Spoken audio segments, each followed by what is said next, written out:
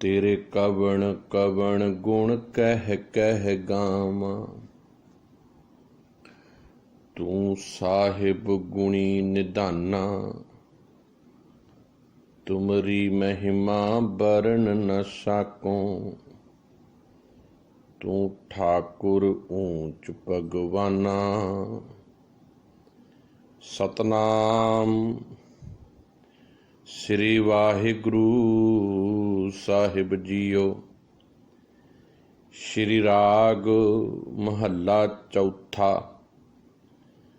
रस अमृत नाम रस, अत भला कित बिद मिलै रस खाए।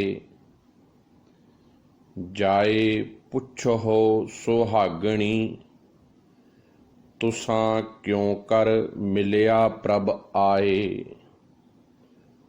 ओए वे परवाह ना बोलनी, हों मल मल धोवां तिन पाए। भाई रे मिल सज्जण हर गुण सार, सज्जण सत गुर पुरख है। दुख कड्डै हौमै मार रहाओ। गुरमुखियां सुहागणी, तिन दया पई मन आए। सतगुरु वचन रतन है, जो मन्ने सो हर रस खाए। से वड भागी वड जानिया, जिन हर रस खादा गुर भाए। एह हर रस वाण तिण सभत है, भागहीन नहीं खाए। बिन सतगुर पल्लै ना पवै, मन मुख रहे बिलाए। ओए सतगुरु आगै ना निवै, ओना अंदर क्रोध बलाए। ओए सतगुर आगै ना निवै, ओना अंदर क्रोध बलाए। हर हर हर रस आप है, आपे हर रस होए। आप दया कर देवसी, गुरमुख अमृत चोए। सब तन मन हरिया होया, सब तन मन हरिया होया। नानक हर वसिया मन सोए। वाहिगुरु जी का खालसा, वाहिगुरु जी की फतेह। हाजरा हजूर जुगो जुग अटल, चबर छत्र तख्त दे मालक, शब्द गुरु धन धन साहिब श्री गुरु ग्रंथ साहिब महाराज जी दी कोटान कोटान किरपा रहमत ते बख्शिश दे नाल जो ग्लोबल गुरबाणी विचार व्हाट्सएप ग्रुप दे राहीं ते फेसबुक लाइव आडियो दे राहीं लड़ीवार धन धन साहिब श्री गुरु ग्रंथ साहिब जी दी जो पावन कथा लगातार लड़ीवार चल रही है, जिस दे विच श्री राग दे हुण तक 68 नंबर शब्द तक सतगुर दी रहमत दे नाल विचार कर चुके हैं। समझण दी कोशिश कीती गई है कि आपां रल मिल के गुरमत दे परथाए अपने जीवन नूं अपनी मत नूं सतगुर दे हुक्म दे विच तोर सकीए, तां कि जीवन दे विचों सच दी खुशबू आवे ते साडा जीवन ਬੜਾ ਸਰਲ ਤੇ ਬੜਾ ਸਾਦਾ ਤੇ ਬੜਾ ਪਿਆਰਾ ਗੁਰਮਤਿ ਦੀ ਕਸਵੱਟੀ ਤੇ ਚੱਲੇ। ਮੈਂ ਕੱਲ ਵੀ ਇੱਕ ਗੱਲ ਕਹੀ ਸੀ ਕਿ ਅਸੀਂ ਸਿੱਖ ਅਖਾਉਣ ਵਾਲੇ ਬਹੁਤ ਹੀ ਵੱਡਿਆਂ ਭਾਗਾਂ ਵਾਲੇ ਹਾਂ ਕਿ ਸਾਨੂੰ ਸਾਹਿਬੇ ਕਮਾਲ ਧੰਨ ਧੰਨ ਸਾਹਿਬ ਗੁਰੂ ਗ੍ਰੰਥ ਸਾਹਿਬ ਜੀ ਮਹਾਰਾਜ ਵਰਗੇ ਗੁਰੂ ਮਿਲੇ ਨੇ।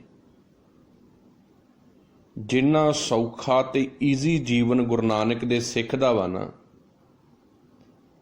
ਇੰਨਾ ਸੌਖਾ ਜੀਵਨ ਹੋ ਹੀ ਨਹੀਂ ਸਕਦਾ। ਨਾ ਇਹਦੇ ਵਿੱਚ ਕੋਈ ਵਰਤ ਨੇ, ਨਾ ਇਹਦੇ ਵਿੱਚ ਕੋਈ ਸ਼ਰਤ ਆ, ਨਾ ਇਹਦੇ ਵਿੱਚ ਕੋਈ ਟੂਣੇ ਨੇ, ਨਾ ਕੋਈ ਤੰਤਰ ਆ, ਨਾ ਕੋਈ ਜੋਤਿਸ਼ ਆ, ਨਾ ਇਹਦੇ ਵਿੱਚ ਕੋਈ ਪਖੰਡ, ਨਾ ਕੋਈ ਕਰਮਕਾਂਡ। ਸਿੱਧੇ ਤੋਂ ਸਿੱਧਾ ਸਪਸ਼ਟ ਜੀਵਨ ਆ ਕਿ ਤੂੰ ਗੁਰੂ ਦੀ ਮੱਤ ਤੇ ਚੱਲ ਕੇ ਪ੍ਰਮਾਤਮਾ ਨੂੰ ਸਾਰੇ ਸੰਸਾਰ ਤੇ ਕੁਦਰਤ ਵਿੱਚ ਹਾਜ਼ਰ ਨਾਜ਼ਰ ਤੱਕਦਿਆਂ ਹੋਇਆਂ ਬਸ ਸਿੰਪਲ ਜੀ ਗੱਲ ਆ, ਤੂੰ ਸੱਚ ਨੂੰ ਫਾਲੋ ਕਰਨਾ ਹੈ ਤੇ ਝੂਠ ਨੂੰ ਆਪਣੇ ਜੀਵਨ ਦੇ ਵਿੱਚੋਂ ਕੱਢ ਦੇਣਾ ਹੈ। ਬਸ ਇੰਨੀ ਕੁ ਗੱਲ ਨੂੰ ਜੇ ਅਸੀਂ ਸਮਝ ਜਾਈਏ ਨਾ, ਇੰਨੀ ਕੁ ਗੱਲ ਨੂੰ ਪਕੜ ਲਈਏ ਤੇ ਜਿੱਥੇ ਸੱਚ ਵਸਣ ਲੱਗ ਪਵੇਗਾ, ਗੁਣ ਆਪਣੇ ਆਪ ਆਉਣ ਲੱਗ ਪੈਣਗੇ।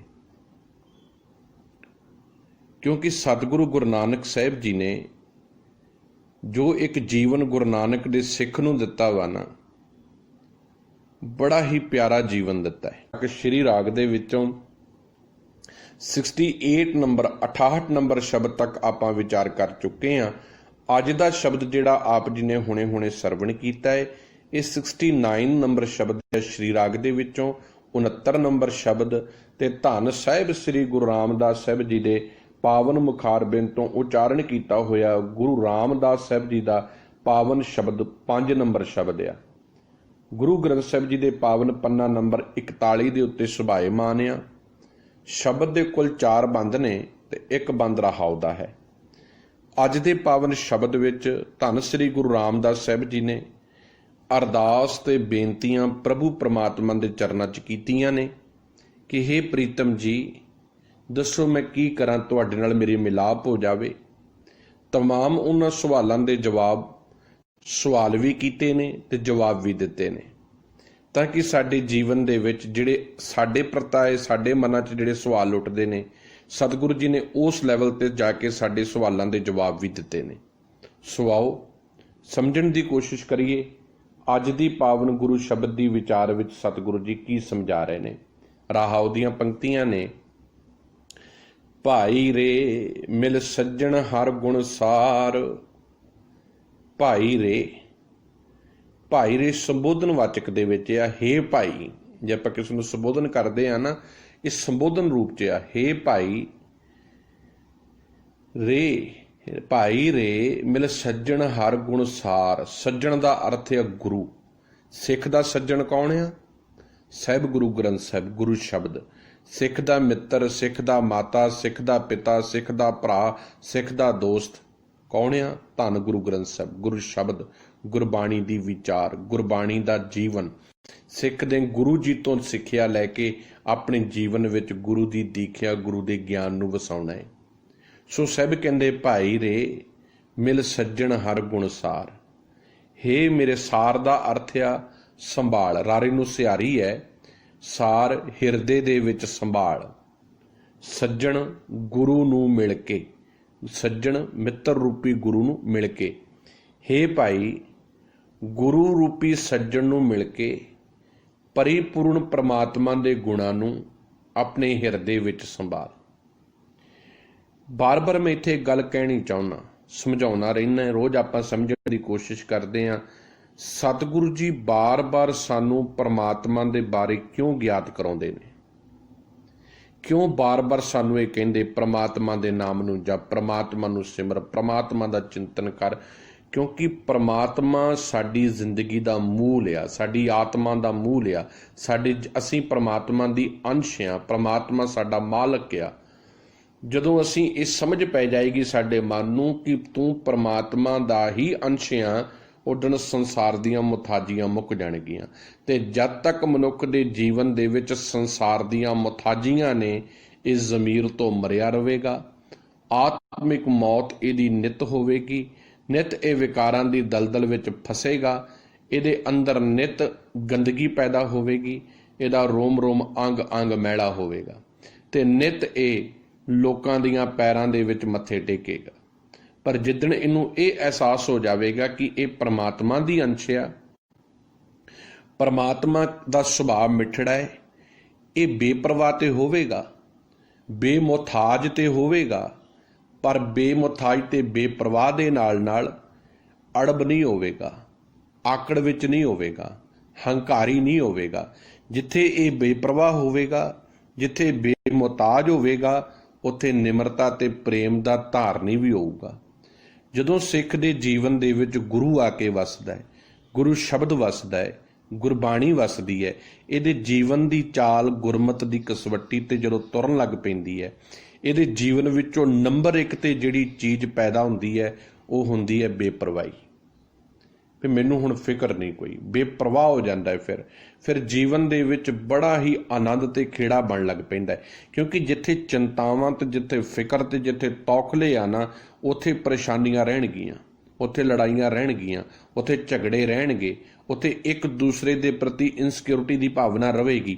ਪਰ ਜਿੱਥੇ ਪ੍ਰਮਾਤਮਾ ਦਾ ਅਹਿਸਾਸ ਜੀਵਨ ਵਿੱਚ ਹੋ ਜਾਵੇਗਾ ਕਿ ਦੇਣ ਵਾਲਾ ਉਹ ਨਿਰੰਕਾਰ ਇੱਕੋ ਇੱਕ ਦਾਤਾ ਹੈ, ਉਹੀ ਮੇਰਾ ਮਾਲਕ ਆ, ਮੈਂ ਕੇਵਲ ਉਹਦਾ ਹੀ ਚੱਕ ਰਿਹਾ, ਉਹਦਾ ਹੀ ਗੁਲਾਮ ਆ। ਇਸੇ ਕਰਕੇ ਸਿੱਖ ਨੂੰ ਅਕਾਲ ਪੁਰਖ ਦੀ ਫੌਜ ਕਿਹਾ। ਸਿੱਖ ਨੂੰ ਕਿਸੇ ਮਨੁੱਖ ਦੀ ਫੌਜ ਨਹੀਂ ਕਿਹਾ, ਕਿਸੇ ਸਿੱਖ ਨੂੰ ਕਿਸੇ ਦੁਨਿਆਵੀ ਸਰਕਾਰਾਂ ਦੀ ਫੌਜ ਨਹੀਂ ਕਿਹਾ, ਸਿੱਖ ਨੂੰ ਕਿਸੇ ਤਰੀਕੇ ਦੇ ਨਾਲ ਕੋਈ ਦੁਨਿਆਵੀ ਲੋਕਾਂ ਦੀ ਫੌਜ ਨਹੀਂ ਕਿਹਾ, ਅਕਾਲ ਪੁਰਖ ਦੀ ਫੌਜ। ਅਕਾਲ ਪੁਰਖ ਬੇਪਰਵਾਹ ਹੈ, ਸਿੱਖ ਵੀ ਬੇਪਰਵਾਹ ਹੈ। ਅਕਾਲ ਪੁਰਖ ਬੇਮੁਹਤਾਜ ਆ, ਸਿੱਖ ਵੀ ਬੇਮੁਹਤਾਜ ਆ। ਅਕਾਲ ਪੁਰਖ ਨੂੰ ਕਿਸੇ ਦੀ ਮੁਹਤਾਜੀ ਕਰਨ ਦੀ ਲੋੜ ਨਹੀਂ, ਸਿੱਖ ਨੂੰ ਵੀ ਕਿਸੇ ਦੀ ਮੁਹਤਾਜੀ ਕਰਨ ਦੀ ਲੋੜ ਨਹੀਂ। ਕਿ ਤੁਸੀਂ ਇਮੇਜਿਨ ਕਰਦੇ ਹੋ ਕਿ ਇੱਕ ਸਿੱਖ ਅਹਿਮਦ ਸ਼ਾਹ ਅਬਦਾਲੀ ਵਰਗੇ ਨੂੰ ਜਾ ਕੇ ਚੈਲੰਜ ਕਰ ਦਿੰਦਾ ਹੈ। ਕੀ ਉਹ ਤਾਕਤ ਆ? ਇੱਕ ਗਰੀਬ ਘਾਈ ਘਾਹ ਵੱਢਣ ਵਾਲਾ, ਜਿਹੜਾ ਨਿਤ ਘਾਹ ਵੱਢ ਕੇ ਆਪਣੇ ਪਰਿਵਾਰ ਦਾ ਗੁਜ਼ਾਰਾ ਕਰਦਾ ਹੈ। ਹੁਣ ਤੁਸੀਂ ਇੱਕ ਆਮ ਮਜ਼ਦੂਰ ਦੀ ਹਾਲਤ ਕੀ ਦੇਖੋਗੇ ਕਿ ਉਹਦੇ ਅੰਦਰ ਅਣਖ ਜਾਂ ਉਹਦੇ ਅੰਦਰ ਬੇਪਰਵਾਹੀ ਜਾਂ ਬੇਮੁਹਤਾਜੀ ਹੋਵੇਗੀ? ਬਹੁਤ ਘੱਟ ਹੋਵੇਗੀ। ਤੇ ਜਿਨ੍ਹਾਂ ਦੇ ਵਿੱਚ ਹੋਵੇਗੀ ਉਹ ਬੇਪਰਵਾਹ ਹੋਣਗੇ। ਹੁਣ ਇੱਕ ਗਰੀਬ ਘਾਈ, ਧੰਨ ਗੁਰੂ ਹਰਗੋਬਿੰਦ ਸਾਹਿਬ ਜੀ ਮਹਾਰਾਜ ਵੇਲੇ ਦੀ ਬਾਤ ਆਉਂਦੀ ਨਾ, ਇੱਕ ਬੇਪਰਵਾਹ ਇੱਕ ਗਰੀਬ ਘਾਈ ਘਾਹ ਵੱਢਦਾ ਹੈ, ਪਰਿਵਾਰ ਦਾ ਗੁਜ਼ਾਰਾ ਕਰਦਾ ਹੈ। ਜਾਗ ਭਾਵਨਾ ਹੈ ਮੈਂ ਗੁਰੂ ਹਰਗੋਬਿੰਦ ਸਾਹਿਬ ਦੇ ਦੀਦਾਰ ਕਰਨੇ ਨੇ। ਇੱਕ ਪੰਡਾਲ ਦੇ ਵਿੱਚ ਵੜਦਾ ਹੈ, ਜਾ ਕੇ ਆਪਣੇ ਘਾਹ ਦੀ ਪਣ ਤੇ ਟਕਾ ਰੱਖਦਾ ਹੈ ਤੇ ਕਹਿੰਦਾ ਹੈ, ਹੇ ਮੇਰੇ ਮੁਰਸ਼ਿਦ, ਹੇ ਮੇਰੇ ਮਾਲਕ, ਮੈਂ ਅੱਜ ਸ਼ੁਕਰਾਨਾ ਕਰਦਾ ਅਕਾਲ ਪੁਰਖ ਦਾ ਕਿ ਮੇਰੇ ਸੱਚੇ ਗੁਰੂ ਦੇ ਮੈਨੂੰ ਦੀਦਾਰ ਹੋਏ ਨੇ, ਮੇਰੀ ਸੱਚੀ ਪਾਤਸ਼ਾਹੀ ਦੇ ਮੈਂ ਸਾਹਮਣੇ ਖਲੋਤਾ। ਇੰਨੇ ਨੂੰ ਇੱਕ ਆਵਾਜ਼ ਭਾਰੀ ਦੇ ਵਿੱਚੋਂ ਕਿਸੇ ਨੇ ਮੋਢਿਆਂ ਤੋਂ ਚੁੱਕਿਆ ਤੇ ਉਠਾਇਆ। ਕਹਿੰਦੇ, ਓਏ ਸਿੱਖਾ, ਤੂੰ ਭੁਲੇਖੇ ਨਾਲ ਆ ਗਿਆ, ਇਹ ਪੰਡਾਲ ਗੁਰੂ ਹਰਗੋਬਿੰਦ ਸਾਹਿਬ ਦਾ ਨਹੀਂ, ਇਹ ਜਹਾਂਗੀਰ ਦਾ ਹੈ। ਪਰ ਇੱਕ ਗੱਲ ਹੈ, ਆ ਕੀ ਦੇਣਾ ਤੇਰੇ ਸੱਚੇ ਪਾਤਸ਼ਾਹ ਨੇ ਤੈਨੂੰ? ਆ ਮੈਂ ਤੇਰੇ ਇੱਕ ਟਕੇ ਦੇ ਬਦਲੇ ਤੂੰ ਆਪਣੀ ਮਰਜ਼ੀ ਦਾ ਪਿੰਡ ਚੁਣ ਲਾ, ਜ਼ਮੀਰ ਚੁਣ ਲਾ, ਜਗੀਰ ਚੁਣ ਲਾ, ਆਪਣੀ ਮਰਜ਼ੀ ਦੀ ਸਲਤਨਤ ਚੁਣ ਲਾ, ਮੈਂ ਤੇਰੇ ਪੈਰਾਂ ਦੇ ਵਿੱਚ, ਤੇਰੀ ਝੋਲੀ ਦੇ ਵਿੱਚ ਨਿਸ਼ਾਵਰ ਕਰ ਦੇਵਾਂਗਾ। ਬੇਮੁਹਤਾਜ ਸੱਚੀ ਸਰਕਾਰ, ਧੰਨ ਗੁਰੂ ਨਾਨਕ ਦੇ ਘਰ ਦਾ ਵਾਰਸ ਸੀ ਉਹ ਸਿੱਖ। ਉਹਨੇ ਆਪਣੀ ਘਾਹ ਦੀ ਪੰਡ ਚੁੱਕੀ ਤੇ ਟਕਾ ਚੁੱਕਿਆ। ਜਹਾਂਗੀਰ ਕਹਿੰਦਾ ਹੈ, ਤੂੰ ਮੇਰੀ ਗੱਲ ਨੂੰ ਜਵਾਬ ਨਹੀਂ ਦਿੱਤਾ। ਕਹਿੰਦਾ, ਐ ਜਹਾਂਗੀਰ, ਤੇਰੇ ਕੋਲ ਇੰਨੀ ਤਾਕਤ ਨਹੀਂ ਕਿ ਤੂੰ ਗੁਰੂ ਨਾਨਕ ਦੇ ਸਿੱਖ ਦਾ ਜ਼ਮੀਰ ਕੀ, ਤੂੰ ਗੁਰੂ ਨਾਨਕ ਦਾ ਇੱਕ ਸਿੱਖ ਦਾ ਇੱਕ ਕਮਾਇਆ ਹੋਇਆ ਟਕਾ ਖਰੀਦ ਸਕੇ।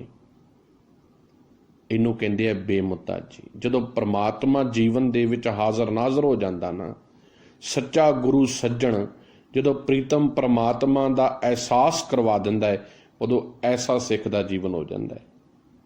ਉਦੋਂ ਪੈਰਾਂ 'ਚ ਨਹੀਂ ਡਿੱਗਦਾ ਜਣੇ ਖਣੇ ਦੇ ਵਿੱਚ, ਜਣੇ ਖਣੇ ਦੇ ਪੈਰਾਂ ਵਿੱਚ ਮੱਥੇ ਨਹੀਂ ਟੇਕਦਾ, ਕਬਰਾਂ ਦੇ ਉੱਤੇ, ਪੀਰਾਂ ਦੇ ਉੱਪਰ, ਕਲੰਦਰਾਂ ਉੱਤੇ ਜਾਂਦਾ ਨਹੀਂ। ਫਿਰ ਉਹ ਸੱਚਾ ਸਿੱਖ ਬਣਦਾ ਹੈ। ਫਿਰ ਉਹ ਹਰ ਵਕਤ ਗੁਰੂ ਦੇ ਸਿਧਾਂਤ ਉੱਤੇ ਪਰਪੱਕ ਰਹਿੰਦਾ ਹੈ। ਸੋ ਇਹ ਗੱਲ ਕਿੰਨੀ ਸਿਖਾਈ ਹੈ? ਮੇਰੇ ਸੱਜਣ ਗੁਰੂ ਨੇ, ਮੇਰੇ ਮਿੱਤਰ ਗੁਰੂ ਨੇ। ਮੇਰਾ ਮਿੱਤਰ ਗੁਰੂ ਕੌਣ ਆ? ਧੰਨ ਸਾਹਿਬ ਗੁਰੂ ਗ੍ਰੰਥ ਸਾਹਿਬ, ਗੁਰਬਾਣੀ ਜੀ, ਮੇਰੇ ਪਾਤਸ਼ਾਹ ਜੀ ਸਿਖਾਉਂਦੇ ਨੇ। ਉਹ ਚੇਤਾ ਰੱਖੀ ਸਿੱਖਾ, ਮੈਂ ਹੋਰ ਥਾਉ ਨਾਹੀ, ਜਿਸ ਪੈ ਕਰੋ ਬੇਨੰਤੀ, ਮੇਰਾ ਦੁੱਖ ਸੁੱਖ ਤੁਧ ਹੀ ਪਾਸ। ਮੇਰਾ ਦੁੱਖ ਮੇਰਾ ਸੁੱਖ ਮੇਰੇ ਗੁਰੂ ਦੇ ਕੋਲ ਆ। ਮੈਂ ਕਿਸੇ ਦੇ ਕੋਲ ਜਾ ਕੇ ਕਿਉਂ ਆਪਣੇ ਦੁੱਖੜੇ ਰੋਵਾਂ? ਮੇਰੇ ਆਪਣੇ ਬਾਪ ਆਪਣੇ ਗੁਰੂ ਦੇ ਕੋਲ ਬਹਿ ਕੇ ਮੈਂ ਆਪਣੇ ਦੁੱਖੜੇ ਰੋਵਾਂਗਾ। ਜਿੱਦਣ ਇਹ ਅਹਿਸਾਸ ਸਿੱਖ ਦੇ ਜੀਵਨ 'ਚ ਆਉਂਦਾ, ਉਦਣ ਇਹ ਅਰਦਾਸ ਬਣਦੀ, ਭਾਈ ਰੇ ਮਿਲ ਸੱਜਣ ਹਰ ਗੁਣਸਾਰ। ਹੇ ਮੇਰੇ ਵੀਰ, ਹੇ ਮੇਰੇ ਭਰਾ, ਗੁਰੂ ਰੂਪੀ ਸੱਜਣ ਦੇ ਨਾਲ ਸਾਂਝ ਪਾ, ਕਿਉਂਕਿ ਗੁਰੂ ਰੂਪੀ ਸੱਜਣ, ਗੁਰੂ ਰੂਪੀ ਧੰਨ ਗੁਰੂ ਗ੍ਰੰਥ ਸਾਹਿਬ, ਗੁਰੂ ਸ਼ਬਦ ਰੂਪੀ ਸੱਜਣ, ਗੁਰੂ ਰੂਪੀ ਮਿੱਤਰ ਨੂੰ ਜੀਵਨ ਵਿੱਚ ਵਸਾ ਕੇ ਹੀ ਤੇਰੇ ਹਿਰਦੇ ਦੇ ਵਿੱਚ ਪ੍ਰਮਾਤਮਾ ਦਾ ਨਾਮ, ਪ੍ਰਮਾਤਮਾ ਦਾ ਗਿਆਨ ਘਰ ਕਰ ਸਕਦਾ ਹੈ। ਸੱਜਣ ਸਤਿਗੁਰ ਪੁਰਖ ਹੈ। ਕਿਹੜਾ ਹੈ ਉਹ ਸੱਜਣ? ਕਿਹੜਾ ਹੈ ਉਹ ਮਿੱਤਰ? ਸਤਿਗੁਰ ਪੁਰਖ ਹੈ, ਸਦਾ ਅਟਲ ਰਹਿਣ ਵਾਲਾ ਸੱਚਾ ਗੁਰੂ, ਗੁਰੂ ਸ਼ਬਦ, ਗੁਰੂ ਦਾ ਗਿਆਨ, ਗੁਰੂ ਗ੍ਰੰਥ ਸਾਹਿਬ ਜੀ। ਉਹੀ ਇੱਕ ਪੂਰਨ ਮੁਕੰਮਲ ਬਾਦਸ਼ਾਹ ਨੇ। ਦੁੱਖ ਕੱਢੈ ਹਉਮੈ ਮਾਰ। ਜਿੱਦਣ ਤੂੰ ਆਪਣੇ ਆਪ ਨੂੰ ਸਤਿਗੁਰੂ ਜੀ ਦੇ ਚਰਨਾਂ ਵਿੱਚ ਸਮਰਪਣ ਕਰ ਦੇਵੇਂਗਾ, ਗੁਰੂ ਗ੍ਰੰਥ ਸਾਹਿਬ ਜੀ ਨੂੰ ਆਪਣੇ ਜੀਵਨ ਦੇ ਵਿੱਚ ਵਸਾ ਲਵੇਂਗਾ, ਗੁਰੂ ਜੀ ਦਾ ਇੱਕ ਇੱਕ ਸ਼ਬਦ ਨੂੰ ਫੋਲੋ ਕਰਨਾ ਸ਼ੁਰੂ ਕਰੇਗਾ, ਜੀਵਨ 'ਚ ਕੀ ਆਵੇਗਾ? ਹਉਮੈ ਦਾ ਦੁੱਖ ਜੀਵਨ ਵਿੱਚੋਂ ਖਤਮ ਹੋ ਜਾਵੇਗਾ। ਦੁੱਖ ਕੱਢੇ ਹਉਮੈ ਮਾਰ। ਹਉਮੈ ਦਾ ਅਰਥ ਹੈ ਈਗੋ। ਹਰ ਵਕਤ ਮੈਂ ਕਰਦੇ ਰਹਿਣਾ। ਈਗੋ ਨੇ ਅੱਜ ਦੁਨੀਆ ਦੀ ਹਰ ਇੱਕ ਬਰਬਾਦੀ ਦਾ ਕਾਰਨ ਈਗੋ ਆ। ਘਰ ਦੇ ਵਿੱਚ ਬਾਪ ਦੀ ਈਗੋ, ਵੱਡੇ ਪੁੱਤਰ ਦੀ ਈਗੋ, ਬੱਚਿਆਂ ਦੀ ਈਗੋ, ਪਤਨੀ ਦੀ ਈਗੋ। ਈਗੋ ਨੇ ਘਰ ਸਾੜ ਕੇ ਰੱਖ ਦਿੱਤੇ ਆ। ਗੁਰਦੁਆਰਿਆਂ ਵਿੱਚ ਪ੍ਰਬੰਧਕਾਂ ਦੀ ਈਗੋ, ਗ੍ਰੰਥੀ ਦੀ ਈਗੋ, ਸਾਰੀਆਂ ਈਗੋ ਦੀ ਖੇਡਾਂ ਹੀ ਨੇ। ਇਸ ਈਗੋ ਨੇ ਇੰਨੀ ਅੱਗ ਲਾਈ ਹੈ, ਇਸ ਹਉਮੈ ਨੇ ਇੰਨੀ ਅੱਗ ਲਾਈ ਹੈ, ਤਬਾਹੀ ਮਚਾ ਕੇ ਰੱਖੀ ਹੋਈ ਹੈ। ਰਹਿਨੇ ਗੁਰੂ ਦੇ ਕੋਲ ਆ, ਪਰ ਇਹ ਹਉਮੈ ਨੂੰ ਕਦੀ ਜੀਵਨ ਵਿੱਚੋਂ ਖਤਮ ਨਹੀਂ ਕੀਤਾ। ਜਿੱਦਣ ਗੁਰੂ ਰੂਪੀ ਸੱਜਣ ਰੂਪੀ ਮਿੱਤਰ ਦੀ ਸਾਂਝ ਬਣਦੀ ਆ ਨਾ, ਸੱਚਾ ਗੁਰੂ ਦਾ ਗਿਆਨ ਜੀਵਨ ਵਿੱਚ ਵਸਣ ਲੱਗਦਾ ਹੈ, ਉਦਣ ਪਹਿਲੀ ਸਮਝ ਆਉਂਦੀ ਹੈ, ਮੇਰਾ ਮੁਝ ਮੇਂ ਕਿਛ ਨਹੀਂ, ਜੋ ਕਿਛ ਹੈ ਸੋ ਤੇਰਾ। ਜਿਹੜਾ ਹੈ ਹੀ ਸਭ ਕੁਝ ਮੇਰੇ ਪ੍ਰਮਾਤਮਾ ਦਾ ਹੈ, ਫਿਰ ਕਾਹਦਾ ਦੁੱਖ? ਫਿਰ ਤੇ ਸਾਰੇ ਦੁੱਖ ਜੀਵਨ ਦੇ ਵਿੱਚੋਂ ਨਿਕਲ ਗਏ। ਦੁੱਖ ਕੱਢੇ ਹਉਮੈ ਮਾਰ। ਹਉਮੈ ਦਾ ਦੁੱਖ ਮਾਰ ਕੇ ਮੇਰੇ ਜੀਵਨ ਦੇ ਵਿੱਚੋਂ ਮੇਰੇ ਸਤਿਗੁਰੂ ਜੀ ਨੇ ਸੱਚ ਸਮਾ ਦਿੱਤਾ ਹੈ ਤੇ ਵਿਕਾਰ ਕੱਢ ਕੇ ਪਰੇ ਸੁੱਟ ਦਿੱਤੇ ਨੇ। ਐਸਾ ਮੇਰਾ ਸੱਜਣ, ਮੇਰਾ ਗੁਰੂ, ਮੇਰਾ ਸਾਹਿਬ, ਮੇਰਾ ਮਾਲਕ, ਮੇਰਾ ਧੰਨ ਪਾਤਸ਼ਾਹ ਹੈ। ਰਹਾਓ। ਇਹ ਰਹਾਓ ਦੀਆਂ ਪੰਕਤੀਆਂ ਸਨ। ਹੁਣ ਪਹਿਲਾ ਬੰਦ ਹੈ ਅੱਜ ਦੇ ਪਾਵਨ ਸ਼ਬਦ ਦਾ। ਰਸ ਅੰਮ੍ਰਿਤ ਨਾਮ ਰਸ ਅਤ ਭਲਾ, ਕਿਤ ਬਿਦ ਮਿਲੈ ਰਸ ਖਾਏ। ਰਸ ਸੱਸੇ ਦੇ ਥੱਲੇ ਔਂਕੜਿਆ, ਅੰਮ੍ਰਿਤ ਤੱਤੇ ਦੇ ਥੱਲੇ ਵੀ ਔਂਕੜਿਆ, ਨਾਮ ਇੱਥੇ ਵੀ ਮੰਮੇ ਥੱਲੇ ਔਂਕੜਿਆ, ਫਿਰ ਰਸ ਫਿਰ ਸੱਸੇ ਥੱਲੇ ਔਂਕੜਿਆ। ਇਹ ਤੋਂ ਇਹ ਭਾਵ ਹੈ ਇਸ ਫਿਕਰੇ ਤੋਂ ਕਿ ਇਹ ਜਿੰਨੀ ਬਾਤ ਹੋ ਰਹੀ ਹੈ ਪ੍ਰਮਾਤਮਾ ਰੂਪੀ ਅਕਾਲ ਪੁਰਖ ਦੇ ਗਿਆਨ ਦੇ ਰਸ ਦੀ ਗੱਲ ਚੱਲ ਰਹੀ ਹੈ। ਪ੍ਰਮਾਤਮਾ ਇੱਕ ਵਚਨ ਆ, ਇੱਕੋ ਹੀ ਹੈ ਪ੍ਰਮਾਤਮਾ। ਇਸੇ ਕਰਕੇ ਜਿੰਨੀ ਵਾਰੀ ਵੀ ਪ੍ਰਮਾਤਮਾ ਨੂੰ ਸੰਬੋਧਨ ਕਰਨ ਦੀ ਗੱਲ ਆਵੇਗੀ, ਔਂਕੜ ਨਾ ਆਵੇਗੀ, ਇੱਕ ਵਚਨ ਔਂਕੜ ਦੇ ਨਾਲ। ਰਸ ਅੰਮ੍ਰਿਤ ਨਾਮ ਰਸ ਅਤ ਭਲਾ, ਕਿਤ ਬਿਦ ਮਿਲੈ ਰਸ ਖਾਏ। ਅੰਮ੍ਰਿਤ ਦਾ ਅਰਥ ਆ ਅਮਰ ਕਰਨ ਵਾਲਾ। ਅਮਰ ਕਰਨ ਵਾਲਾ ਭਾਵ ਆਤਮਿਕ ਤੌਰ ਤੇ ਮਜ਼ਬੂਤ ਕਰਨ ਵਾਲਾ, ਆਤਮਾ ਨੂੰ ਚੜ੍ਹਦੀ ਕਲਾ 'ਚ ਲੈ ਕੇ ਜਾਣ ਵਾਲਾ, ਆਤਮਿਕ ਜੀਵਨ ਦੇਣ ਵਾਲਾ। ਅਤ ਭਲਾ ਬਹੁਤ ਹੀ ਚੰਗਾ। ਕਿਤ ਬਿਦ, ਕਿਤ ਤੈਨੂੰ ਸਿਹਾਰੀ ਹੈ ਕਿਵੇਂ, ਬਿਦ ਤਰੀਕੇ ਨਾਲ, ਕਿਸ ਤਰੀਕੇ ਦੇ ਨਾਲ। ਸਮੁੱਚੀ ਪੰਕਤੀ ਦੇ ਅਰਥ ਨੇ ਪਰਿਪੂਰਨ ਪ੍ਰਮਾਤਮਾ ਦਾ ਜਿਹੜਾ ਨਾਮ ਆ ਨਾ, ਮੈਂ ਬਾਰ-ਬਾਰ ਇੱਥੇ ਫਿਰ ਗੱਲ ਕਲੀਅਰ ਕਰ ਦਿੰਦਾ, ਨਾਮ ਕੀ ਹੈ ਮੇਰੇ ਜੀਵਨ ਦੇ ਵਿੱਚ। ਮੇਰੇ ਨਾਲ ਜਿਹੜਾ ਨਾਮ ਜੁੜਿਆ, ਜਿਵੇਂ ਮੇਰੇ ਨਾਲ ਮੇਰੇ ਪਿਤਾ ਦਾ ਨਾਮ ਜੁੜਿਆ, ਹੁਣ ਮੇਰੇ ਪਿਤਾ ਦਾ ਨਾਮ ਜੁੜਿਆ ਹੋਣ ਕਰਕੇ ਮੇਰੀ ਪਹਿਚਾਣ ਮੇਰੇ ਬਾਪ ਕਰਕੇ ਹੈ। ਇਵੇਂ ਹੀ ਮਨੁੱਖ ਦੀ ਪਹਿਚਾਣ ਪ੍ਰਮਾਤਮਾ ਕਰਕੇ ਹੈ। ਤੋ ਪ੍ਰਮਾਤਮਾ ਮਨੁੱਖ ਨੇ ਵਿਸਾਰਿਆ ਹੋਇਆ ਹੈ ਹਉਮੈ ਕਰਕੇ। ਹੁਣ ਮੈਂ ਜੇ ਕਹਿੰਦਾ ਜੀ ਮੈਂ ਕਰਦਾ ਪਿਆ ਤੇ ਆਮ ਆਪਣੇ ਬਾਪ ਨੂੰ ਮੈਂ ਪੁੱਛਾਂ ਨਾ, ਆਪਣੇ ਬਾਪ ਜੀ ਦੀ ਸੇਵਾ ਨਾ ਕਰਾਂ ਤੇ ਹਰ ਵਕਤ ਆਪਣੇ ਮੈਂ ਨੂੰ ਅੱਗੇ ਰੱਖਾਂ, ਮੈਂ ਜੀ।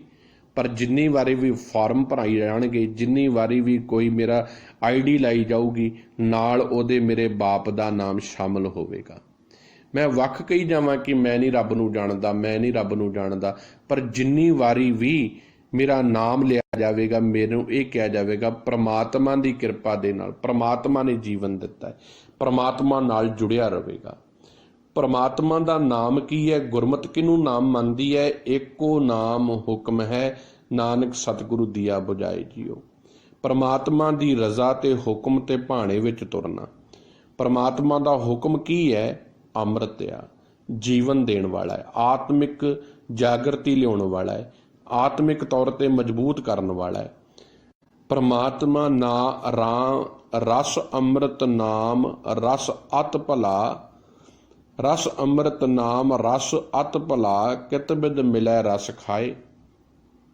सब कहते जिहड़ा परमात्मा का हुक्म आ ना, वो बड़ा श्रेष्ठ रस आ। ਜਦੋਂ ਆਪਾਂ परमात्मा की गल रब दीयां गल्लां करांगे, एक आत्मिक रस विचों मिलेगा। वो रस काहदा है? उहदे गुणां दा, बड़ा श्रेष्ठ रस है। जिवें जिवें परमात्मा जी की सिफत सलाह की जाती है, उहदे गुणां नूं चेते किया जाता है। की हुंदा है? फिर हिरदे विच वो अमृत रूपी रस वसदा जाता है ते मनुख दा जीवन चढ़दी कला ते श्रेष्ठ हुंदा जाता है। कित बिद मिलै रस खाए, पर यह रस किस तरीके नाल मिल सकता है ते किवें मनुख इस रस नूं खा सकता है। हुण जदों असीं गुरबाणी दे विच इह सवाल करदे हां जां पढ़दे हां भी आ रस आ अमृत, अक्सर सवाल उठदा है भी वो कित्थों मिलदा है रस, वो किहो जिहा रस आ ते किस तरीके नाल मिलदा है। इवें सच्चे पातशाह जी ने एक सवाल प्रारंभ कीता है, कहंदे रस अमृत नाम रस, सब तो मुकम्मल रस जो मनुख नूं आत्मिक तौर पर मजबूत करने वाला है। जिवें असीं भोजन खाने आ, भोजन दे विचों साडे अंदर की जांदा है? रस जांदा है। वो रस, वो भोजन का जिहड़ा जूस आ, जिहड़ा रस आ, वो सानूं शक्ति दिंदा है, ताकत दिंदा है। इवें ही साडी आत्मा की खुराक जिहड़ी आ ना, वो परम आत्मा दे गुण ने। जदों असीं परम आत्मा की सिफत सलाह करदे आ, ਉਹਦੇ ਗੁਣਾਂ ਨੂੰ ਬਾਰ-ਬਾਰ ਗਾਉਂਦੇ ਆ, ਉਹਦੇ ਵਿੱਚੋਂ ਜਦੋਂ ਇਹ ਸਮਝ ਆਉਂਦੀ ਹੈ ਕਿ ਜਦ ਰੱਬ ਮੇਰੇ ਨਾਲ ਆ, ਫਿਰ ਮੈਨੂੰ ਕਾਹਦੀ ਚਿੰਤਾ ਹੈ। ਹੁਣ ਜਦੋਂ ਮੈਂ ਇਹ ਸੋਚਦਾ, ਮੇਰੇ ਜੀਵਨ ਵਿੱਚ ਚੜ੍ਹਦੀ ਕਲਾ ਆਉਂਦੀ ਹੈ। ਉਹ ਰਸ ਜਿਹੜਾ ਹੈ ਮੈਨੂੰ ਆਤਮਿਕ ਤੌਰ ਤੇ ਮਜ਼ਬੂਤ ਕਰਦਾ ਹੈ। ਸਤਿਗੁਰੂ ਕਹਿੰਦੇ ਇਸ ਰਸ ਨੂੰ ਕਿਸ ਤਰੀਕੇ ਨਾਲ ਮਿਲਿਆ, किस तरीके नाल प्राप्त किया जाए ते इस रस नूं किवें खाधा जाए। देखो है रस आ, रस पीता जाता है, खाधा नहीं जाता। पर साहब कहते कित बिद खाए, कित बिद मिलै रस खाए, किस तरीके नाल ये रस मिले ते इस रस नूं खाधा जाए। जाए पुछो सुहागणी, तुसां क्यों कर मिलिया प्रभ आए। जाए दा अर्थ आ जाके, जज्जे नूं ईड़ी नूं सिहारी है, जज्जे नूं कन्ना है, अर्थ आ जाके पुछो। हाए नूं फिर अंकड़िया, जाके उन्हां नूं पुछिए। किन्हां नूं? सुहागणी, जिहड़ियां पति परमात्मा वाहिगुरू दे प्यार दे विच सदा रंगियां रहिंदियां ने, जो हर वक्त प्रीतम दे गुण गाउंदियां ने ते परमात्मा वाहिगुरू जी वर्गे गुण जिन्हां ने अपने जीवन दे विच वसा के बेप्रवाह ते बेमुहताज हो गईयां ने। जाए पुछो सुहागणी, जाके उन्हां सुहाग वालियां जीव इस्त्रियां नूं पुछिए। हुण जीव इस्त्रियां कौन आ? जिन्ने भी असी मनुख होइए, औरतां ने भावें इस धरती ते, सारियां जीव इस्त्रियां हां। पुरख केवल एक परमात्मा है। तो सब कहंदे जाके उन्हां सुहागणियां नूं पुछिए, तुसां क्यों मिलिया प्रभ आए। तुसी की कीता है? किवें तुसी पति परमात्मा नूं प्रसन्न कीता है? किवें वो तुहाडे घर विच वसदा तुहानूं नज़र आउण लग पिया है?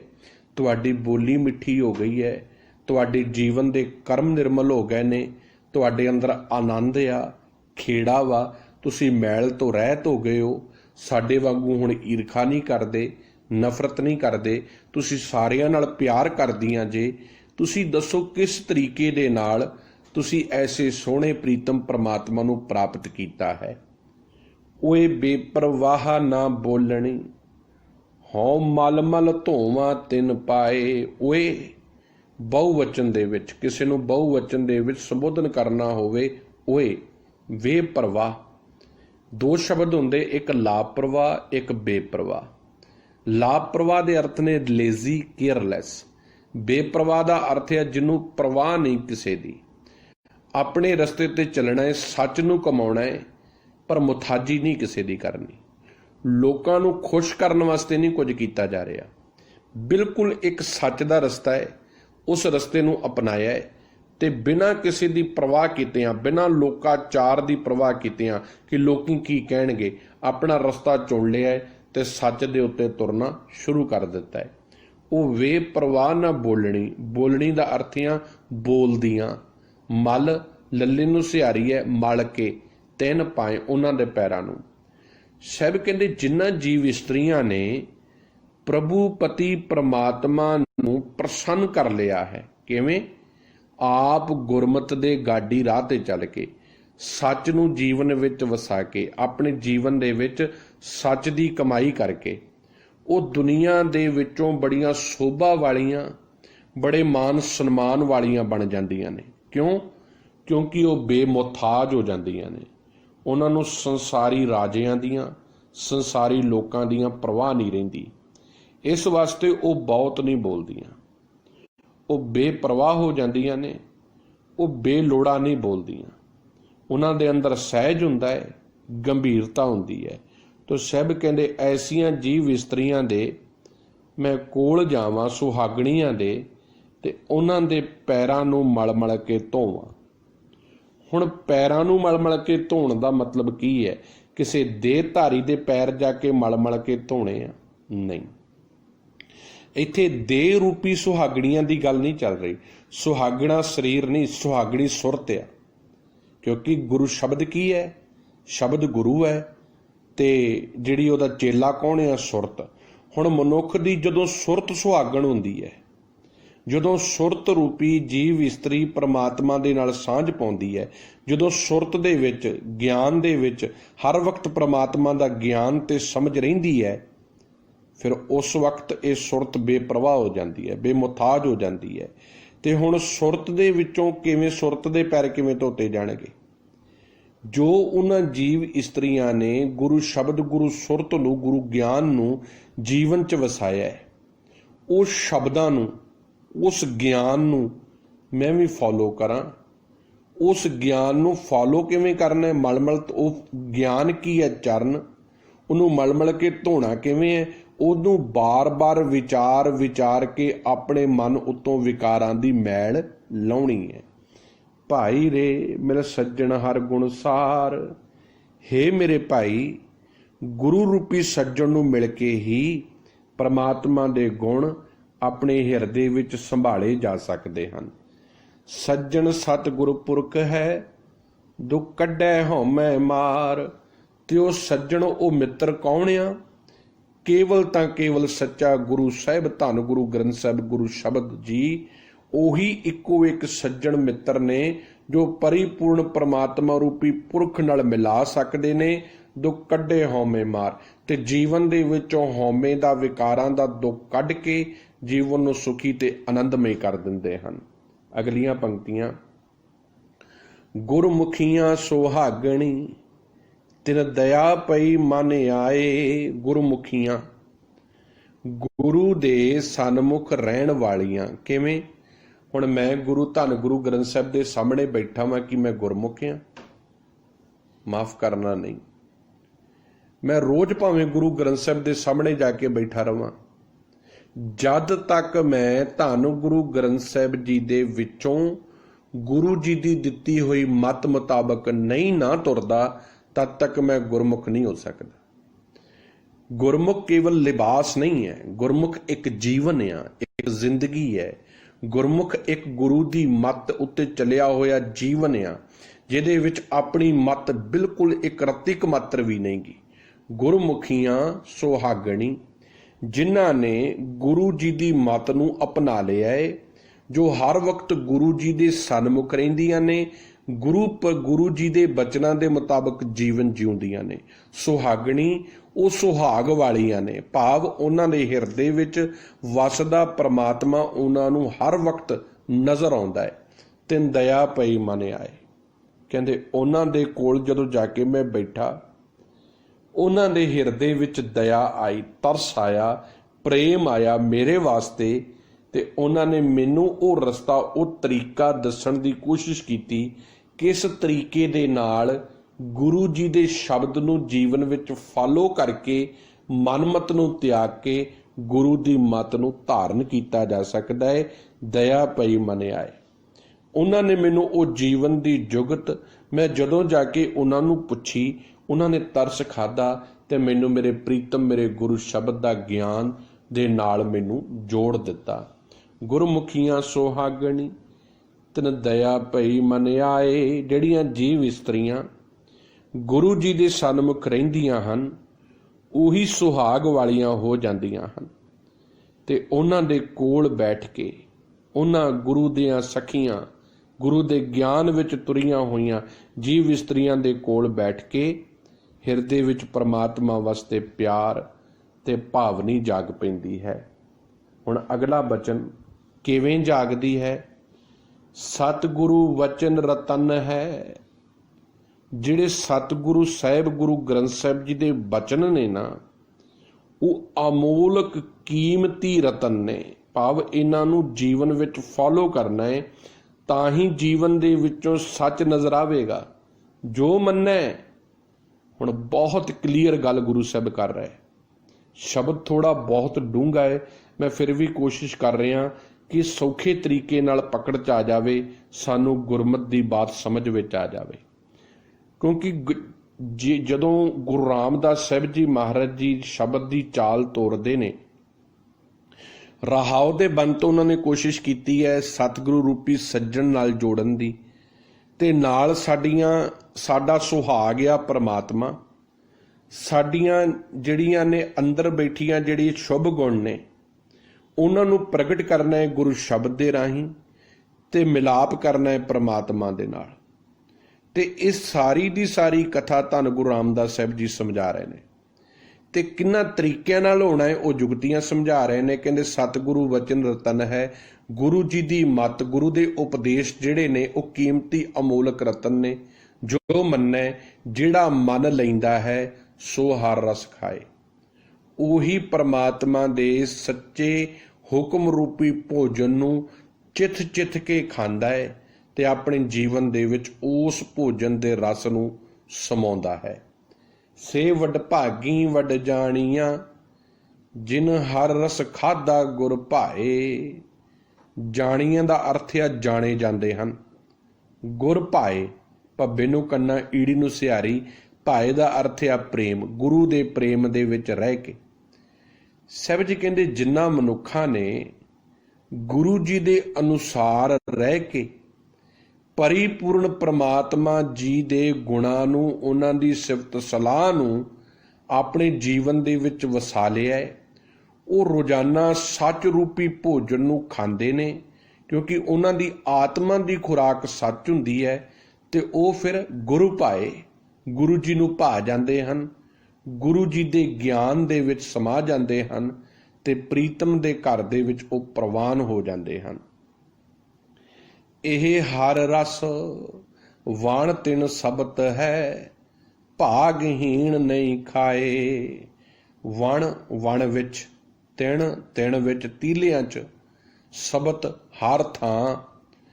ਸਭ ਕਹਿੰਦੇ ਜਿਵੇਂ ਸਾਰੀ ਬਨਸਪਤੀ ਨੂੰ ਹਰਿਆਵਲ ਦੇਣ ਵਾਲਾ ਹੈ ਪਰਮਾਤਮਾ, ਜਿਵੇਂ ਸਾਰੀ ਬਨਸਪਤੀਆਂ ਦੇ ਵਿੱਚ ਪਰਿਪੂਰਨ ਪਰਮਾਤਮਾ ਨੇ ਬਿੱਧ ਬਣਾਈ ਹੈ। ਆਪਾਂ ਪਾਣੀ ਪਾਉਂਦੇ ਹਾਂ ਤੇ ਸਾਰੀਆਂ ਬਨਸਪਤੀਆਂ ਹਰੀਆਂ ਭਰੀਆਂ ਹੋ ਜਾਂਦੀਆਂ ਨੇ। ਕਹਿੰਦੇ ਤੇਵੇਂ ਹੀ ਪਰਿਪੂਰਨ ਪਰਮਾਤਮਾ ਵਾਹਿਗੁਰੂ ਦਾ ਉਪਦੇਸ਼, ਪਰਿਪੂਰਨ ਪਰਮਾਤਮਾ ਜੀ ਦਾ ਸਿਧਾਂਤ, ਉਹਨਾਂ ਦਾ ਹੁਕਮ ਜਦੋਂ ਇੱਕ ਰਸ ਜੀਵਨ ਦੇ ਵਿੱਚ ਵਸਣ ਲੱਗ ਪੈਂਦਾ ਹੈ ਨਾ, ਜੋ ਹਰ ਥਾਂ ਮੌਜੂਦ ਆ, ਵਣ ਤਿਣ ਸਬਤ, ਵਣ ਦੇ ਵਿੱਚ, ਜੰਗਲਾਂ ਦੇ ਵਿੱਚ, ਤ੍ਰਿਣ ਤੀਲਿਆਂ ਦੇ ਵਿੱਚ, ਕਿਣਕਿਆਂ ਦੇ ਵਿੱਚ, ਜਿੱਥੇ ਹਰ ਜਗ੍ਹਾ ਪ੍ਰਮਾਤਮਾ ਦਾ ਉਹ ਗਿਆਨ, ਉਹ ਹੁਕਮ ਰੂਪੀ ਰਸ ਮੌਜੂਦ ਆ। ਫੁੱਲਾਂ ਦੇ ਵਿੱਚ, ਗੁਲਾਬ ਦੇ ਫੁੱਲ ਦੇ ਉੱਪਰ ਗੈਂਦੇ ਦਾ ਫੁੱਲ ਨਹੀਂ ਲੱਗਦਾ। ਤੁਸੀਂ ਇੱਕ ਹੀ ਜਗ੍ਹਾ ਦੇ ਉੱਤੇ ਦੇਖੋ, ਉਹ ਇੱਕ ਨੈਚੁਰਲੀ ਹੁਕਮ ਦੇ ਵਿੱਚ ਤੁਰੇ ਹੋਏ ਨੇ। ਕਦੀ ਨਿੰਮ ਦੇ ਬੂਟੇ ਉੱਤੇ, ਕਦੀ ਅੰਬ ਨਹੀਂ ਲੱਗਦੇ। ਹਰ ਚੀਜ਼ ਇੱਕ ਪ੍ਰਮਾਤਮਾ ਦੇ ਨਿਯਮ ਦੇ ਵਿੱਚ ਬੱਝੀ ਹੋਈ ਹੈ। ਕਹਿੰਦੇ ਇਵੇਂ ਹੀ ਸਾਰਿਆਂ ਜੀਵਾਂ ਦੇ ਵਿੱਚ ਪਰਿਪੂਰਨ ਪ੍ਰਮਾਤਮਾ ਦਾ ਰਸ ਵਸ ਰਿਹਾ ਹੈ। ਇਹ ਜ਼ਿੰਦਗੀ ਕਿਉਂ ਚੱਲ ਰਹੀ ਹੈ? ਕਿਉਂਕਿ ਪ੍ਰਮਾਤਮਾ ਮੌਜੂਦ ਹੈ। ਆਪਣੇ ਸਰੀਰ ਵੱਲ ਝਾਤੀ ਮਾਰੀਏ ਨਾ, ਦੁਨੀਆ ਦੀ ਕੋਈ ਐਸੀ ਮਸ਼ੀਨ ਨਹੀਂ ਜਿਹਦੇ ਵਿੱਚ ਤੁਸੀਂ ਆਟਾ, ਚੌਲ, ਦਾਲ ਪਾਓ ਤੇ ਉਹਦਾ ਬਲੱਡ ਬਣ ਜਾਵੇ। ਇਹ ਪ੍ਰਮਾਤਮਾ ਨੇ ਮਸ਼ੀਨ ਲਾਈ ਹੈ। ਫਿਰ ਇਸ ਮਸ਼ੀਨ ਦੇ ਵਿੱਚ ਹੈ ਕੀ ਹੈ? ਵਿਸ਼ਟਾ ਅਸ਼ਟ ਰਕਤ ਪਰੇਟੇ ਚਾਮ, ਗੰਦਗੀ ਭਰੀ ਪਈ ਹੈ। ਪਰ ਇਸ ਗੰਦਗੀ ਨਾਲ ਭਰਿਆ ਹੋਏ ਸਰੀਰ ਦੇ ਵਿੱਚ ਇੰਨੀ ਆਕੜ ਆ, ਇੰਨੀ ਹਉਮੈ ਆ, ਇੰਨਾ ਅਹੰਗ ਆ, ਇੰਨਾ ਅਹੰਕਾਰ ਆ ਕਿ ਮਨੁੱਖ ਕਿਸੇ ਨੂੰ ਆਪਣੇ ਨੇੜੇ ਨਹੀਂ ਲੱਗਣ ਦਿੰਦਾ। ਹਿਰਦੇ ਵਿੱਚ ਗੰਦਗੀ ਭਰੀ ਪਈ ਹੈ, ਮੈਲ ਭਰੀ ਪਈ ਹੈ। ਕਿਤੇ ਇਹਦੇ ਅੰਦਰ ਝਾਤੀ ਮਾਰ ਕੇ ਤੇ ਵੇਖੋ, ਇਸ ਮਨੁੱਖ ਦੇ ਅੰਦਰ ਕਿਤਨੇ ਗੰਦੀਆਂ ਵਿਚਾਰਾਂ ਨੇ, ਗੰਦੀ ਨੀਤ ਆ, ਗੰਦੇ ਖਿਆਲ ਨੇ, ਤਾਂ ਵੀ ਆਪਣੇ ਆਪ ਨੂੰ ਭਗਤ ਕਹਿਣਾ ਚਾਹੁੰਦਾ ਹੈ। ਸਾਹਿਬ ਕਹਿੰਦੇ ਮੈਂ ਤੇ ਚਾਹੁੰਦਾ ਤੇਰੇ ਅੰਦਰ ਪਵਿੱਤਰਤਾ ਦੀ ਖੁਸ਼ਬੂ ਆਵੇ। ਆ ਤੈਨੂੰ ਬਾਹਰੋਂ ਇਤਰ ਨਾ ਲਾਉਣੇ ਪੈਣ, ਆ ਬਾਹਰੋਂ ਪਰਫਿਊਮ ਨਾ ਲਾਉਣੇ ਪੈਣ। ਮਹਿੰਗੇ ਮਹਿੰਗੇ ਪਰਫਿਊਮ ਵਰਤ ਕੇ ਤੂੰ ਆਪਣੀ ਗੰਦਗੀ ਦੀ ਬਦਬੂ ਨੂੰ ਖਤਮ ਕਰਨਾ ਚਾਹੁੰਦਾ ਹੈ।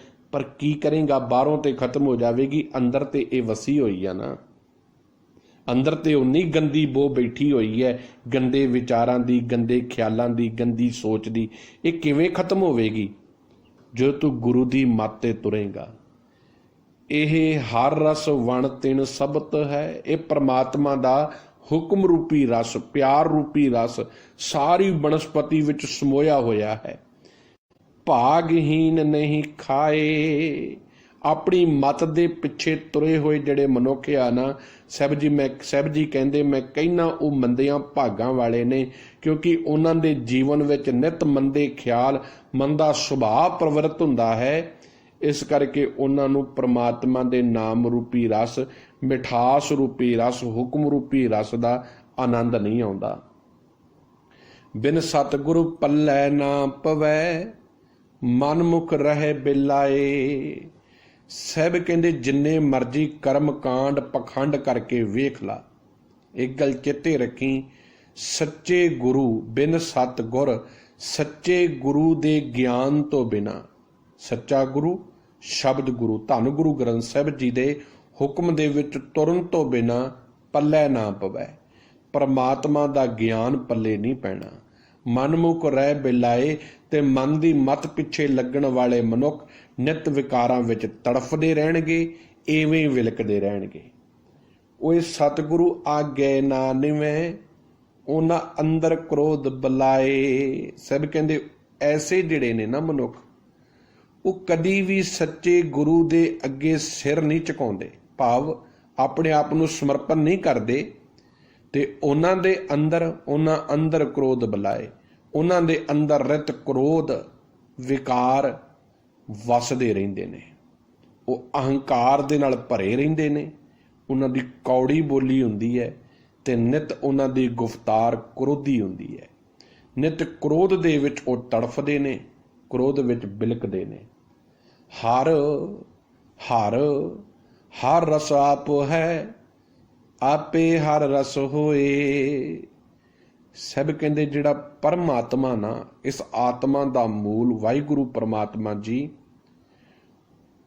ਉਹ ਐਸੇ ਮਹਾਨ ਨੇ ਜੋ ਸਾਰਿਆਂ ਜੀਵਾਂ ਦੇ ਵਿੱਚ ਇੱਕ ਰਸ ਵਿਆਪਕ ਨੇ। ਉਹ ਪਰਿਪੂਰਨ ਪਰਮਾਤਮਾ ਆਪ ਸਾਰਿਆਂ ਦੇ ਵਿੱਚ ਵਸਿਆ ਹੋਇਆ ਹੈ। ਸਾਰਿਆਂ ਜੀਵਾਂ ਨੂੰ ਜਿੰਦ ਦੇਣ ਵਾਲਾ, ਸਵਾਸ ਦੇਣ ਵਾਲਾ, ਰਿਜ਼ਕ ਦੇਣ ਵਾਲਾ ਉਹ ਪਰਿਪੂਰਨ ਪਰਮਾਤਮਾ ਆਪ ਹੀ ਹੈ, ਜੋ ਸਾਰਿਆਂ ਜੀਵਾਂ ਨੂੰ ਸੱਚ ਦਾ ਰਸ, ਸੱਚ ਦਾ ਭੋਜਨ ਦੇ ਰਿਹਾ ਹੈ। ਆਪ ਦਇਆ ਕਰ ਦੇਵਸੀ, ਗੁਰਮੁਖ ਅੰਮ੍ਰਿਤ ਚੋਏ। ਸਭ ਕਹਿੰਦੇ ਅਰਦਾਸ ਕਰ, ਮਿੰਨਤ ਕਰ, ਪਰਿਪੂਰਨ ਪਰਮਾਤਮਾ ਵਾਹਿਗੁਰੂ ਤੇਰੇ ਉੱਪਰ ਮਰਸੀ ਕਰ ਲਵੇ, ਦਇਆ ਦੇ ਘਰ ਵਿੱਚ ਆ ਜਾਵੇ ਤੇ ਤੇਰੀਆਂ ਅਰਦਾਸਾਂ ਸੁਣ ਕੇ ਤੈਨੂੰ ਗੁਰੂ ਦੇ ਸਨਮੁਖ ਕਰ ਦੇਵੇ, ਤੂੰ ਗੁਰੂ ਸ਼ਬਦ ਦੀ ਵਿਚਾਰ ਨਾਲ ਜੁੜ ਜਾਵੇਂ ਤੇ ਤੇਰੀ ਮੱਤ ਗੁਰੂ ਦੀ ਮੱਤ ਤੇ ਤੁਰ ਪਵੇ, ਤਾਂ ਕਿ ਤੇਰੀ ਜ਼ਮੀਰ, ਤੇਰੀ ਸੋਚ ਚੜ੍ਹਦੀ ਕਲਾ ਵਿੱਚ ਆ ਜਾਵੇ ਤੇ ਤੂੰ ਸਦਾ ਵਾਸਤੇ ਗੁਰੂ ਜੀ ਦੇ ਸੱਚ ਰੂਪੀ ਅੰਮ੍ਰਿਤ ਦੇ ਵਿੱਚ ਸਮਾ ਜਾਵੇਂ ਤੇ ਤੇਰੇ ਅੰਦਰ ਇਹ ਗੁਰੂ ਦਾ ਨਾਮ ਰੂਪੀ ਅੰਮ੍ਰਿਤ ਰੂਪੀ ਰਸ ਚੋਂਦਾ ਰਵੇ। ਫਿਰ ਕੀ ਹੋਵੇਗਾ? ਸਭ ਤਨ ਮਨ ਹਰਿਆ ਹੋਇਆ, ਨਾਨਕ ਹਰ ਵਸਿਆ ਮਨ ਸੋਏ। ਫਿਰ ਇਸ ਤਰੀਕੇ ਨਾਲ ਤੇਰਾ ਤਨ, ਤੇਰਾ ਮਨ ਸਭ ਬੱਬੇ ਥੱਲੇ ਭੱਬੇ ਥੱਲੇ ਔਂਕੜਿਆ, ਤਨ ਇੱਥੇ ਵੀ ਨੰਨੇ ਥੱਲੇ ਔਂਕੜਿਆ, ਮਨ ਇੱਥੇ ਵੀ ਨੰਨੇ ਥੱਲੇ ਔਂਕੜਿਆ, ਇੱਕ ਵਚਨ। ਸਭ ਕਹਿੰਦੇ ਜਦੋਂ ਤੂੰ ਪਰਮਾਤਮਾ ਜੀ ਦੇ ਗਿਆਨ ਨੂੰ ਸਮਝਣ ਲੱਗ ਪਵੇਂਗਾ, ਤੇਰੀ ਆਤਮਾ ਬਾਰ-ਬਾਰ ਇਹ ਰਿਮਾਈਂਡ ਕਰਨ ਲੱਗ ਪਵੇਗੀ ਵੀ ਤੂੰ ਪਰਿਪੂਰਨ ਪਰਮਾਤਮਾ ਦੀ ਅੰਸ਼ ਆ, ਫਿਰ ਤੇਰੇ ਅੰਦਰ ਸੱਚ ਸ਼ੁਭ ਗੁਣ ਆਉਣ ਲੱਗ ਪੈਣਗੇ। ਫਿਰ ਤੇਰਾ ਕੀ ਹੋਵੇਗਾ? ਤੇਰਾ ਤਨ ਮਨ ਜਿਹੜਾ ਵਿਕਾਰਾਂ ਵਿੱਚ ਸੜਿਆ ਪਿਆ ਸੀ, ਹਜੇ ਸਾਡਾ ਮਨ ਵਲੂੰਦਰਿਆ ਹੋਇਆ, ਸੜਿਆ ਪਿਆ ਹੈ, ਈਰਖਾ ਨਫ਼ਰਤ ਦੀ ਅੱਗ ਦੇ ਵਿੱਚ ਨਿਤ ਬਿਲਕਦਾ ਹੈ। ਪਰ ਜਦੋਂ ਗੁਰੂ ਸ਼ਬਦ ਨਾਲ ਸਾਂਝ ਪੈਂਦੀ ਆ ਨਾ, ਜਦੋਂ ਸੱਚ ਗੁਰੂ ਸ਼ਬਦ ਦਾ ਗਿਆਨ ਜਾ ਕੇ ਮਨ ਤੇ ਚੋਂਦਾ ਹੋਇਆ ਰਸ ਡਿੱਗਦਾ ਹੈ, ਜਿਵੇਂ ਸ਼ਹਿਦ ਚੋਂਦਾ ਹੈ, ਫਿਰ ਇਹ ਬੜੀ ਠੰਡਕ ਮਿਲਦੀ ਹੈ, ਤਪਸ਼ ਦੂਰ ਹੁੰਦੀ ਹੈ ਤੇ ਜਿਵੇਂ ਬਨਸਪਤੀ ਹਰੀ ਹੋ ਜਾਂਦੀ ਆ ਨਾ, ਫਿਰ ਇਵੇਂ ਮਨ ਹਰਿਆ ਭਰਿਆ ਹੋ ਜਾਂਦਾ ਹੈ। ਨਾਨਕ ਹਰ ਵਸਿਆ ਮਨ ਸੋਏ। ਫਿਰ ਧੰਨ ਗੁਰੂ ਰਾਮਦਾਸ ਸਾਹਿਬ ਜੀ ਕਹਿੰਦੇ, ਸਤਿਗੁਰ ਦੀ ਕਿਰਪਾ ਦੇ ਨਾਲ ਸਦਾ ਵਾਸਤੇ ਪ੍ਰਮਾਤਮਾ ਵਾਹਿਗੁਰੂ ਜੀ ਹਿਰਦੇ ਘਰ ਦੇ ਵਿੱਚ, ਮਨ ਵਿੱਚ ਵਸੇ ਹੋਏ ਨਜ਼ਰ ਆਉਣ ਲੱਗ ਪੈਂਦੇ ਨੇ। ਫਿਰ ਮਨੁੱਖ ਆਪਣੇ ਆਪ ਨੂੰ ਕਦੀ ਵੀ ਇਕੱਲਾ ਨਹੀਂ ਮਹਿਸੂਸ ਕਰਦਾ, ਫਿਰ ਉਹ ਸਦਾ ਹਾਜ਼ਰ ਨਾਜ਼ਰ ਪ੍ਰਮਾਤਮਾ ਨੂੰ ਆਪਣੇ ਅੰਗ ਸੰਗ ਸਮਝਦਾ ਹੈ।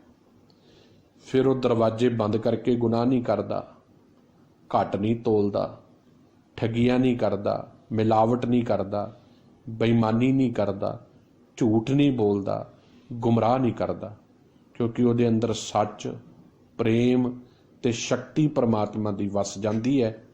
ਉਹਦਾ ਹਿਰਦਾ ਰੋਮ ਰੋਮ ਅੰਗ ਅੰਗ ਨਿਰਮਲ ਹੋ ਜਾਂਦਾ ਹੈ। ਸੋ ਅੱਜ ਦਾ ਜਿਹੜਾ ਸ਼ਬਦ ਆ 69 ਨੰਬਰ ਸ਼ਬਦ, ਇਹਦੇ ਵਿੱਚ ਧੰਨ ਸਾਹਿਬ ਗੁਰੂ ਰਾਮਦਾਸ ਸਾਹਿਬ ਜੀ ਨੇ ਪਹਿਲਾ ਸਵਾਲ ਇਹ ਕੀਤਾ ਹੈ ਕਿ ਕਿਵੇਂ ਮੇਰੇ ਜੀਵਨ ਦੇ ਵਿੱਚ ਸੱਚ ਰੂਪੀ ਰਸ ਆਵੇ ਤੇ ਮੇਰੀ ਆਤਮਾ ਜਿਹੜੀ ਸੜਦੀ ਬਲਦੀ ਹੈ ਇਹ ਤ੍ਰਿਪਤ ਹੋ ਜਾਵੇ ਤੇ ਮੇਰੀ ਆਤਮਾ ਦੀ ਖੁਰਾਕ ਪ੍ਰੀਤਮ ਦਾ ਭੋਜਨ ਗੁਰੂ ਸ਼ਬਦ ਦਾ ਗਿਆਨ, ਗੁਰੂ ਸ਼ਬਦ ਵਿੱਚੋਂ ਨਿਕਲਿਆ ਹੋਇਆ ਗੁਰੂ ਦਾ ਪਿਆਰ ਬਣ ਜਾਵੇ। ਉਹ ਕਿਸ ਤਰੀਕੇ ਦੇ ਨਾਲ ਬਣੇ, ਇਹ ਮੈਨੂੰ ਤਰੀਕਾ ਸਮਝਾਓ। ਤੇ ਸਤਿਗੁਰੂ ਜੀ ਨੇ ਫਿਰ ਤਰੀਕਾ ਦੱਸਿਆ ਕਿ ਸੱਜਣ ਰੂਪੀ ਗੁਰੂ ਦੇ ਕੋਲ ਬਹਿ ਕੇ, ਸੱਜਣ ਰੂਪੀ ਗੁਰੂ ਮਿੱਤਰ ਦੇ ਕੋਲ ਬਹਿ ਕੇ ਤੇਰੇ ਅੰਦਰ ਗੁਰੂ ਦਾ ਗਿਆਨ ਵਸੇਗਾ। ਜਦੋਂ ਤੂੰ ਗੁਰੂ ਦੀ ਮੱਤ ਤੇ ਚੱਲੇਗਾ, ਗੁਰੂ ਦੇ ਸ਼ਬਦ ਨੂੰ ਫੋਲੋ ਕਰੇਗਾ, ਤੇਰੀ ਸੁਰਤ ਜਿਹੜੀ ਹੈ ਉਹ ਕੌਨਸਨਟਰੇਟ ਹੁੰਦੀ ਜਾਵੇਗੀ, ਸੁਰਤ ਸ਼ਬਦ ਵਿੱਚ ਜੁੜਦੀ ਜਾਵੇਗੀ ਤੇ ਸਰੀਰ ਜਿਹੜਾ ਹੈ ਉਹ ਹਰਿਆ ਭਰਿਆ ਹੁੰਦਾ ਜਾਵੇਗਾ, ਕਿਉਂਕਿ ਵਿਕਾਰ ਖਤਮ ਹੁੰਦੇ ਜਾਣਗੇ, ਵਸ ਵਿੱਚ ਆਉਂਦੇ ਜਾਣਗੇ ਤੇ ਜੀਵਨ ਗੰਭੀਰ ਹੁੰਦਾ ਜਾਵੇਗਾ।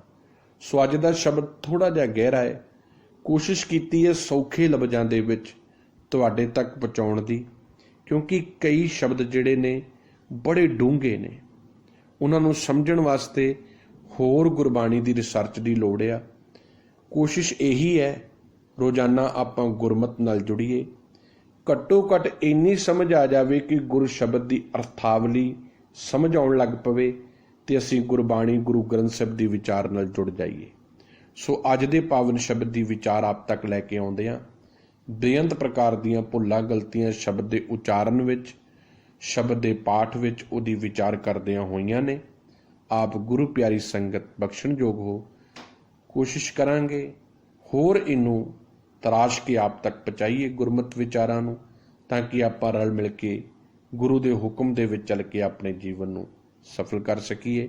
ਮੈਂ ਕੋਈ ਵਿਦਵਾਨ ਨਹੀਂ ਗਾ, ਨਾ ਕੋਈ ਮੈਂ ਇੰਨਾ ਜਾਣੂ ਹਾਂ, ਬਸ ਆਪ ਸੰਗਤਾਂ ਦਾ ਪਿਆਰ ਤੇ ਅਸੀਸ ਨਾਲ ਇਸ ਗਲੋਬਲ ਗੁਰਬਾਣੀ ਵਿਚਾਰ ਦੇ ਪਰਿਵਾਰ ਦੇ ਆਪਾਂ ਅੰਗ ਹਾਂ ਤੇ ਰੋਜ਼ਾਨਾ ਇੱਕ ਨਿਤਨੇਮ ਵਜੋਂ ਕੋਸ਼ਿਸ਼ ਕਰ ਰਹੇ ਹਾਂ ਕਿ ਇੱਕ ਸ਼ਬਦ ਰੋਜ਼ਾਨਾ ਸਮਝੀਏ ਗੁਰੂ ਦਾ, ਤਾਂ ਕਿ ਸਾਡੇ ਜੀਵਨ ਵਿੱਚ ਗੁਰਮਤਿ ਤੇ ਗੁਰਬਾਣੀ ਦੇ ਪ੍ਰਥਾਏ ਪਹਿਚਾਣ ਆਵੇ, ਅਸੀਂ ਗੁਰਮਤਿ ਨੂੰ ਜਾਣ ਸਕੀਏ। ਹੋਈਆਂ ਭੁੱਲਾਂ ਗਲਤੀਆਂ ਦੀ ਮਾਫੀ। ਵਾਹਿਗੁਰੂ ਜੀ ਕਾ ਖਾਲਸਾ, ਵਾਹਿਗੁਰੂ ਜੀ ਕੀ